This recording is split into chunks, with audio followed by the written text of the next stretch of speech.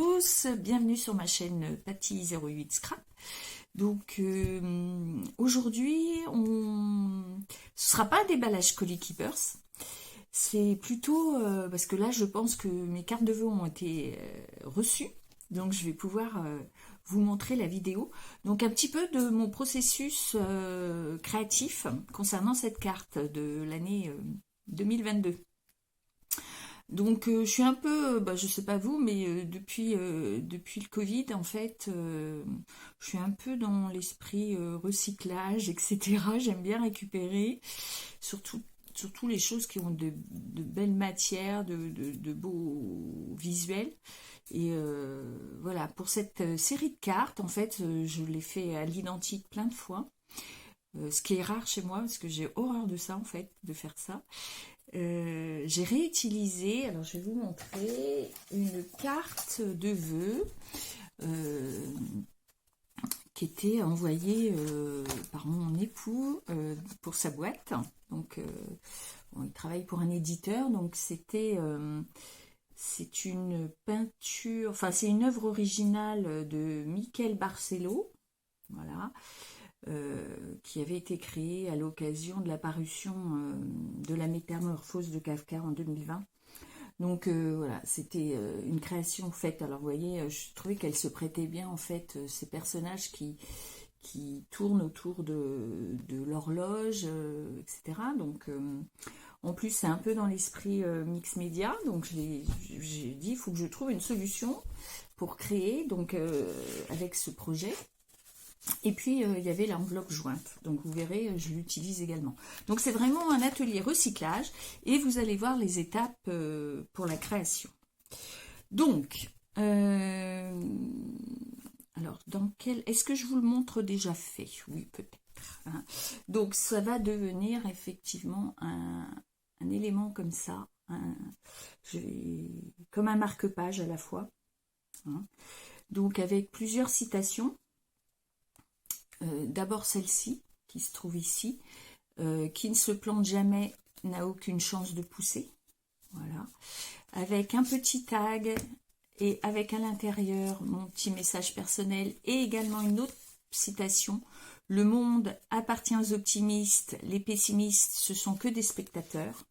Voilà, ça c'est un historien qui a écrit ça, François Guizot. Donc avec un petit tag qui s'ouvre, petit livret.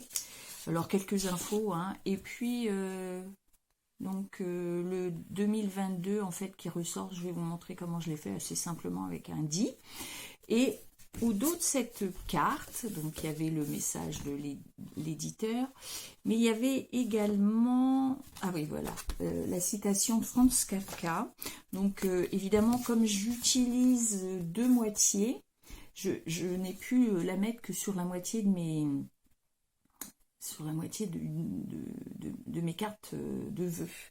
Mais je vais vous la citer quand même. Il discutait des perspectives d'avenir et il apparut, à y regarder de plus près, que celle-ci n'était pas si mauvaise que cela. Voilà, à méditer. C'est Franz Kafka dans la Métamorphose. Donc on y va. Hein, on va arrêter les blabla. Et puis, je vous montre... Ah, je vous montre aussi... Donc, dans quelle enveloppe, ça, je n'ai pas pensé à vous le dire. Donc, je l'ai coupé en deux.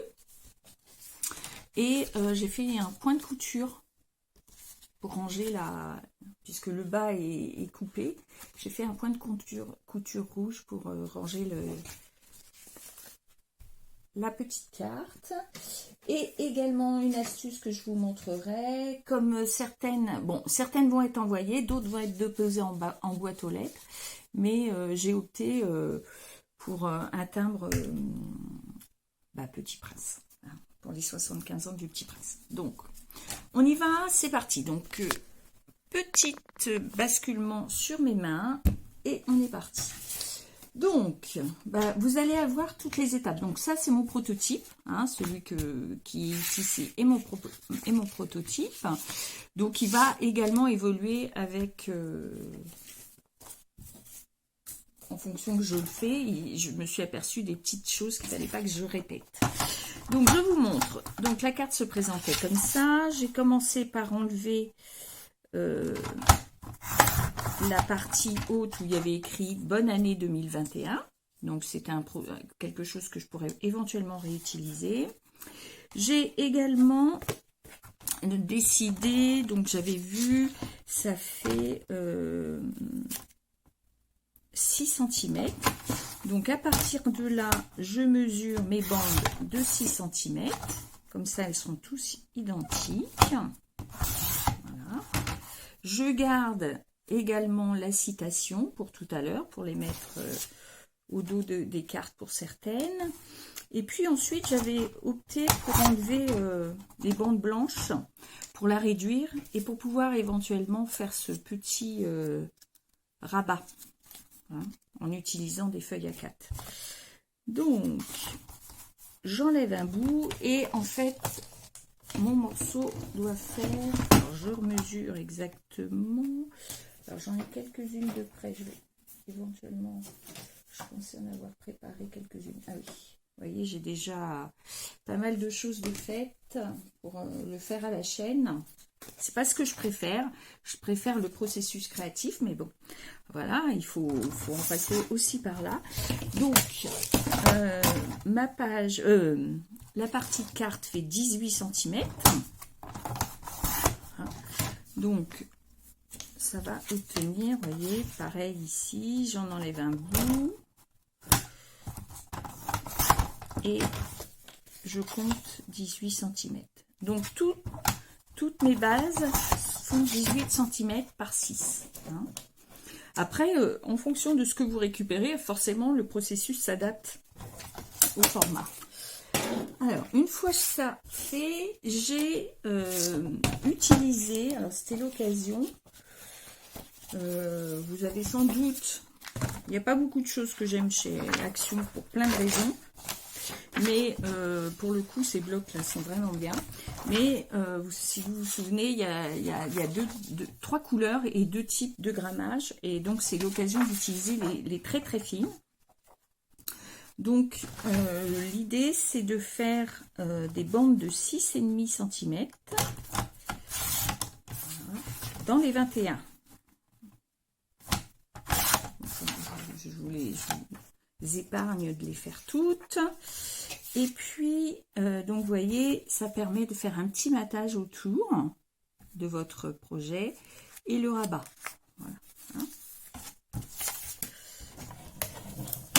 Donc, ça, ce sera pour tout à l'heure. Ça, c'est découpé. Alors, ensuite, pour faire le 2022. Alors, ça, assez simplement, j'ai... comment dire ? J'ai découpé dans la cartonnette et je l'ai mis en relief dedans. Alors, je vous montre ça tout de suite. Alors, pour l'occasion, je vais ouvrir ma petite machine. Comme ça, elle sera visible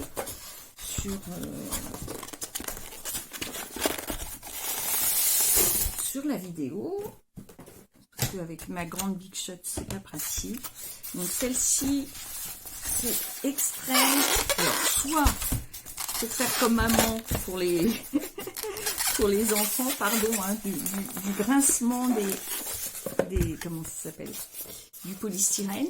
Donc soit pour faire comme maman et avoir sa petite machine si on est une enfant, soit lorsque vous faites des crops, etc. C'est assez intéressant d'avoir une petite machine, parce que parfois on est beaucoup et il y a 1 ou 2 machines pour l'ensemble. Donc là, ça permet effectivement d'avoir...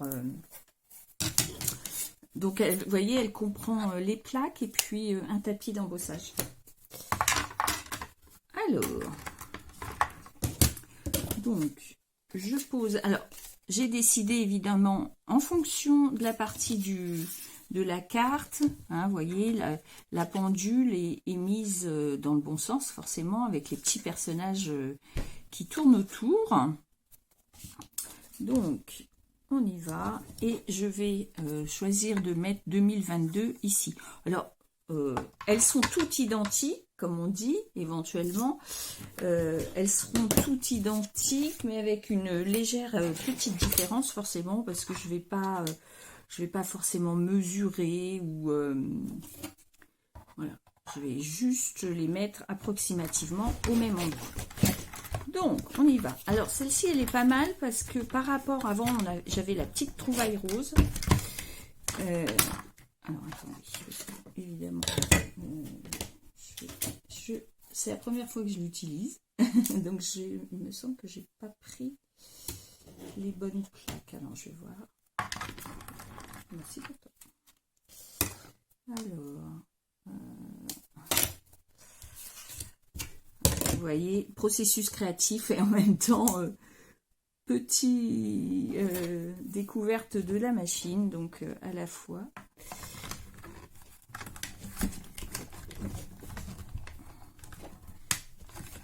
C'est quand même incroyable ça. Alors voilà, il faut toujours un petit peu. Donc, premier de... Oh, il s'échappe. Donc, le premier, la première découpe que je mets de côté.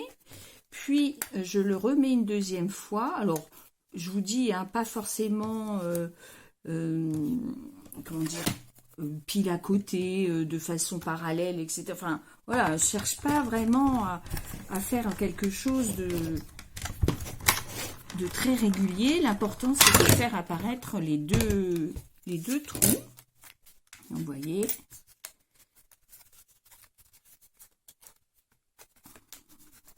Hop. Donc, vous avez deux options. Donc là, soit vous conservez, vous voyez, je vais coller la carte dessus. Donc, vous avez l'option de conserver le noir, comme ça, si vous le souhaitez, ou alors avec de la mousse 3D, vous mettez les petits deux que vous avez utilisés en relief. Alors vous les remettez au même endroit, bien sûr, pour reformer le motif. Ça, c'est une option différente. Je vais peut-être pour celui-ci, alors sur celui-ci, c'est ce que j'ai fait, vous voyez. Éventuellement, pour certaines, je pense que je les laisserai comme ça. Pour info, la mousse 3D, donc là, c'est sur papier noir. Donc moi, j'aime mieux plutôt les rouleaux. Ça, j'aime utiliser plutôt le rouleau que les petits cubes 3D. Ça, je trouve que c'est pas très pratique. Là, c'est au rouleau. C'est de la mousse en 3 mm, il me semble. Je vais vérifier. Ça existe... Non, c'est 2 mm d'épaisseur, pardon. Et là, vous avez 2 mètres de mousse. Et l'intérêt, donc ça existe en blanc. Ça, c'est quand vous travaillez plutôt sur du blanc. Et là, la tranche est noire. Donc, c'est assez... c'est plus discret. Vous voyez, on ne voit pas les mousses 3D que vous les verriez si vous utilisiez de la mousse blanche. Hein. Donc, je vous montre rapidement comment on procède. Bon, assez simplement, moi, je coupe des petits bouts.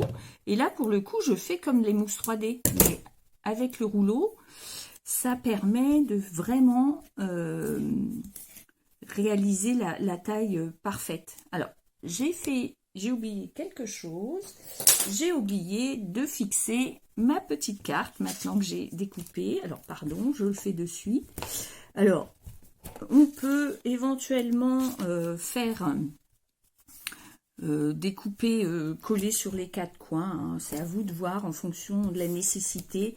Sachez que le double face de chez Keeper, c'est très solide. Il y a peu de risques que votre morceau s'échappe. Hein.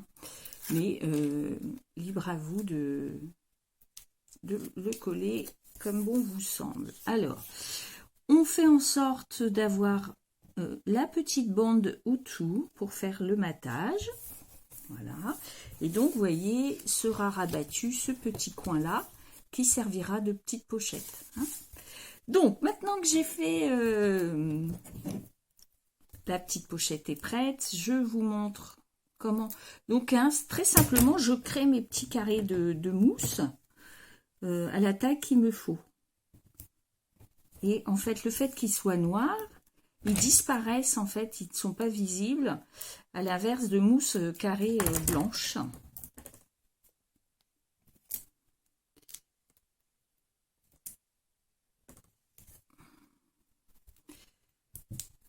Donc c'est sincèrement les rouleaux de mousse, c'est quand même, vous verrez, quand l'essayer, c'est l'adopter, comme on dit.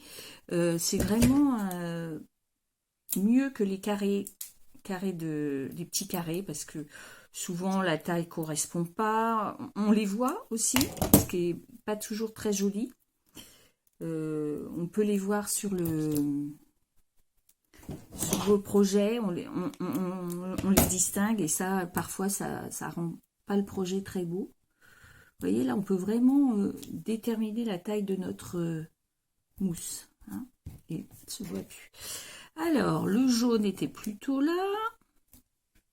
Donc, vous voyez, je repose. Alors, on peut éventuellement décider de décaler peut-être d'1 millimètre aussi, si vous le souhaitez. Si vous voulez que soit visible davantage vos chiffres. Hein. Donc, voilà. Ça, c'est une première chose. Ensuite, on va fermer là tout de suite le bord de la pochette. Pour gagner en aisance, alors, soit vous avez prévu de mettre beaucoup de choses. Donc, on fait des soufflets. Des petits soufflets, on prend des chutes de papier qu'on plie en deux et ça fait des soufflets.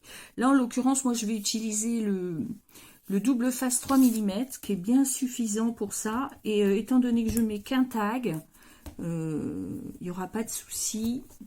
Ça ne gênera pas. Et il y aura suffisamment d'aisance. Hein.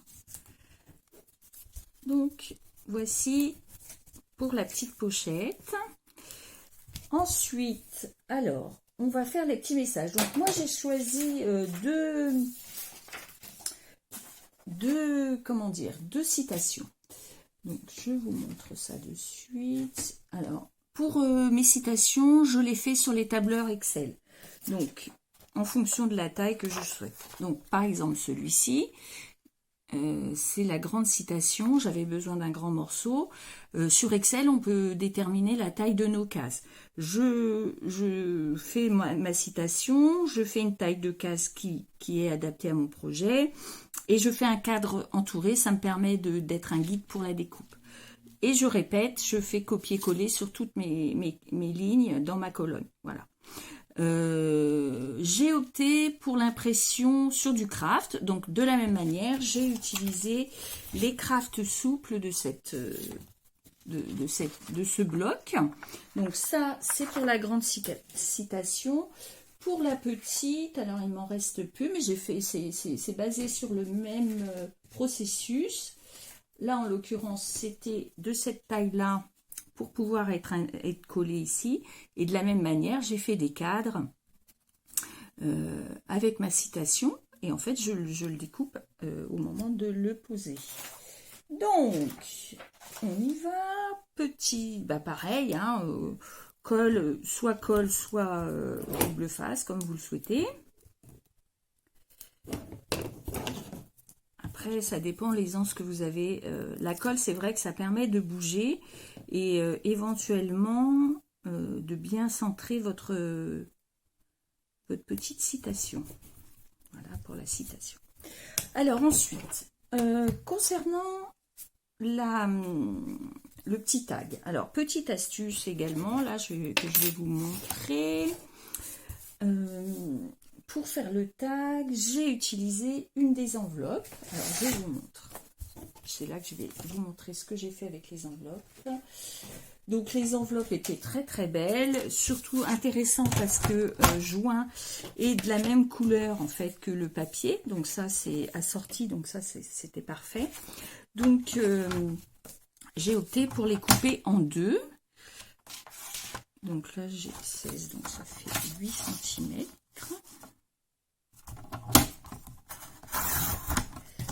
Donc, comme je vous le disais, avec la partie haute, j'ai fait un point de couture à la machine.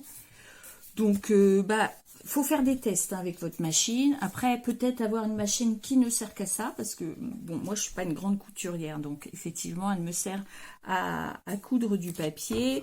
C'est pas parfait, mais c'est pas grave, c'est pas le but. Le but, c'est vraiment de fermer l'enveloppe. Hein.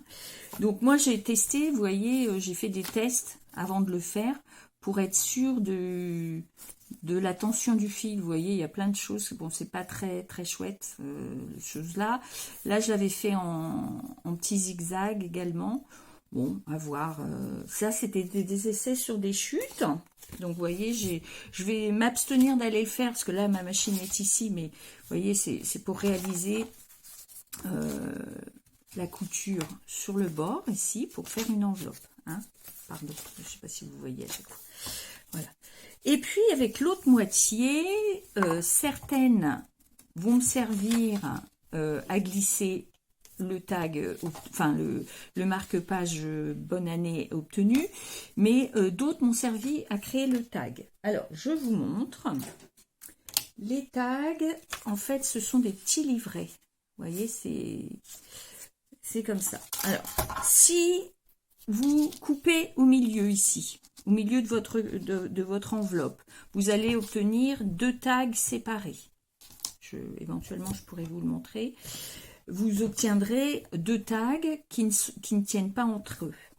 Moi, je souhaite avoir la forme livret, double tag en fait. Donc, ce que je vais faire, c'est qu'il faut se mettre en bordure où il y a le lien, vous voyez, c'est attaché les 2 morceaux. Donc, on se met en bordure. Et la partie qui découpe ici, on ne la pose pas dessus, parce que là, on va à nouveau, si on fait ça, on a à nouveau deux tags séparés. Moi, je le mets en limite, et ça va me faire un tag livret. Alors, je vous montre ça de suite. L'explication en image immédiatement. Donc, alors, j'espère que ma largeur va aller. Alors, c'est le seul problème de ce genre de machine, en fait, faut le reconnaître, c'est la taille.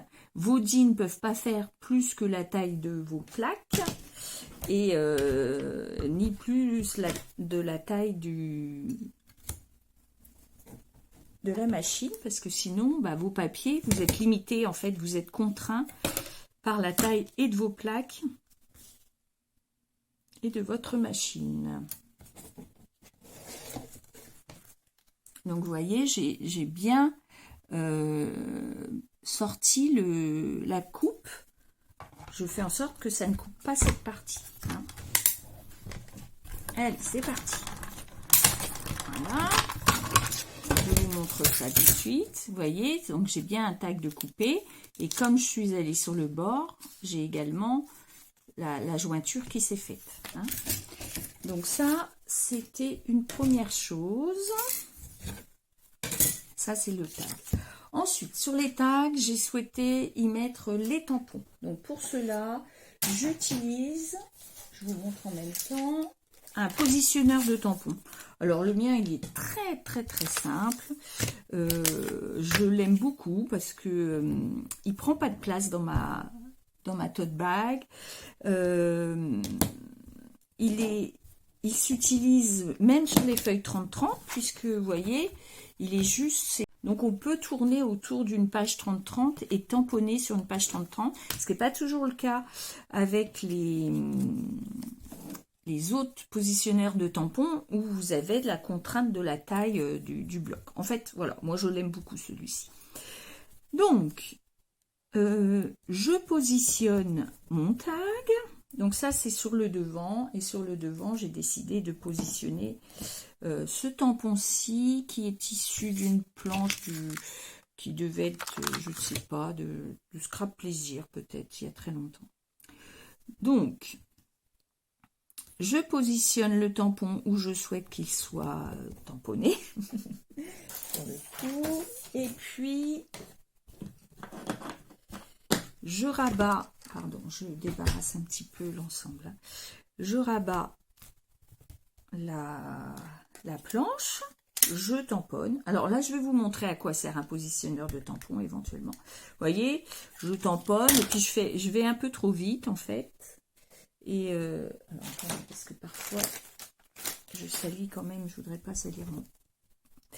Et puis je tamponne. Oh, je dis mince, c'est pas du tout adapté. L'idée, alors en fait, l'intérêt du positionneur de tampon, c'est de retamponner et de repositionner. Donc moi j'appuie généralement un petit peu, je soulève pour regarder si ça me plaît, mais vous voyez, je me dis que là les L sont pas suffisants, donc je rappuie. Éventuellement, je recharge en encre, si besoin, mais c'est pas toujours indispensable. Voilà, là, je suis satisfaite, c'est bon.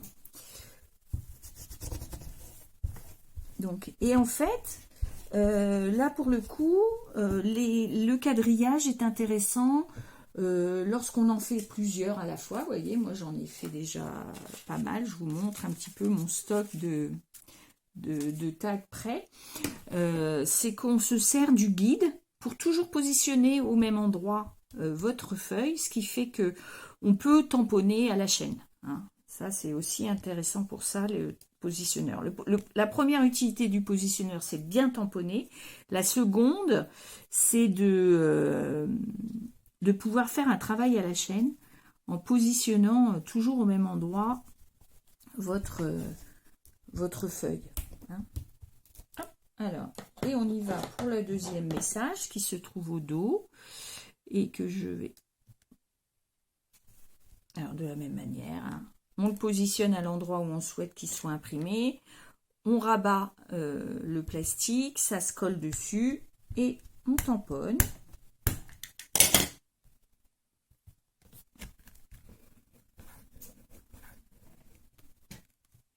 Voilà. Et là, franchement, c'est satisfaisant comme tamponnage.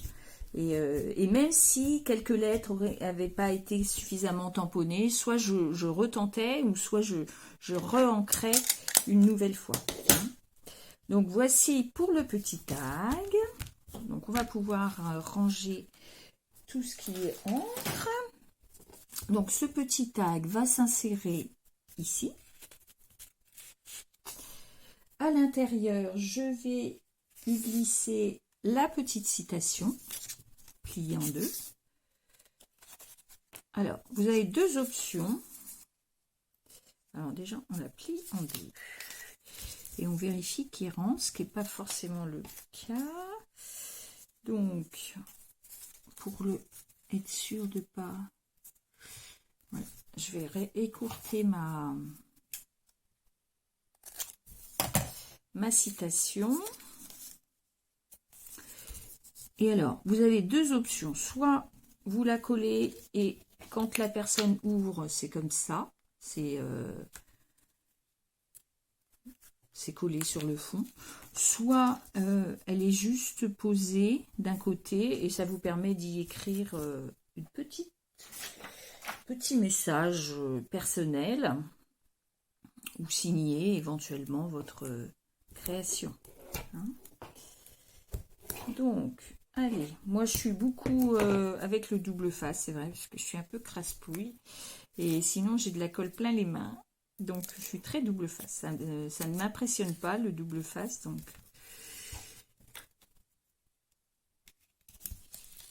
voilà. Donc, petit message est préparé également. Je vais perforer pour faire mon petit tag. Donc là, c'est la cropadille, hein, mais bon, vous pouvez utiliser, peu importe ce que vous utilisez. L'idée, c'est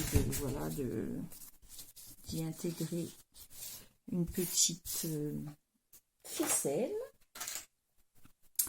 Donc, pour la ficelle, je vais utiliser de la ficelle craft, un petit bout, et en l'occurrence, là, elle est un peu trop épaisse, donc je la dédouble, je la détriple.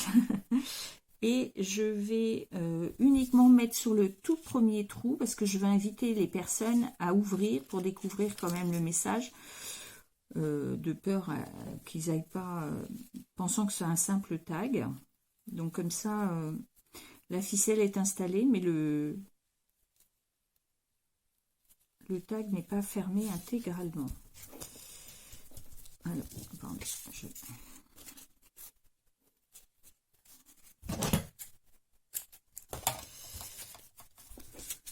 Donc voici pour ça. Alors je vous avais dit également que j'y collerai au dos la petite citation. Donc elle est trop grande hein, également, donc il faut... En fait, si vous optez pour le recyclage de choses que vous aviez, il va falloir vraiment adapter votre projet. Hein. C'est pour ça que moi j'ai pour le coup comment ça s'appelle, un prototype. C'est un vrai prototype parce que il a fallu vraiment que je l'adapte et que la création, elle s'est faite au fil des choses que je faisais. Je suis pas partie avec une idée précise, en fait. C'est vraiment...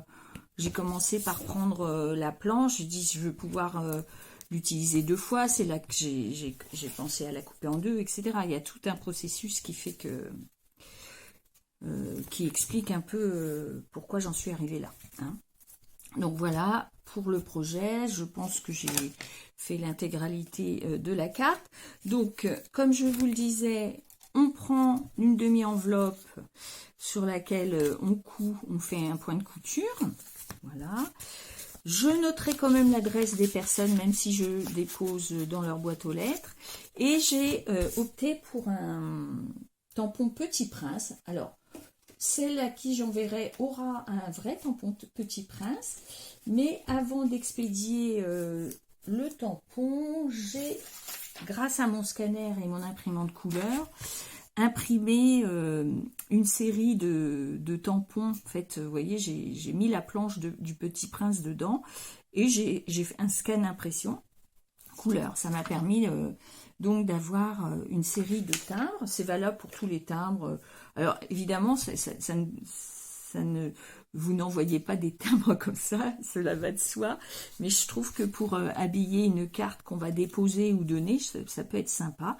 Donc voilà, pour celle-ci, donc je rappelle couture, puis donc impression de timbre. J'ai ressorti pour l'occasion mon ciseau granteur pour faire un esprit un peu timbre dentelé.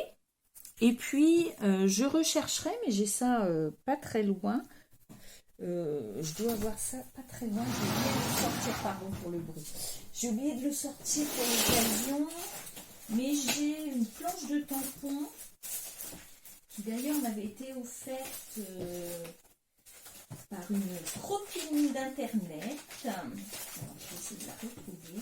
Et qui dedans justement avait toute la partie oblitération, etc. de tampon. Alors, je sais que je l'ai là, mais évidemment je ne vais pas la trouver tout de suite, ce serait plus simple. Et il aurait fallu que je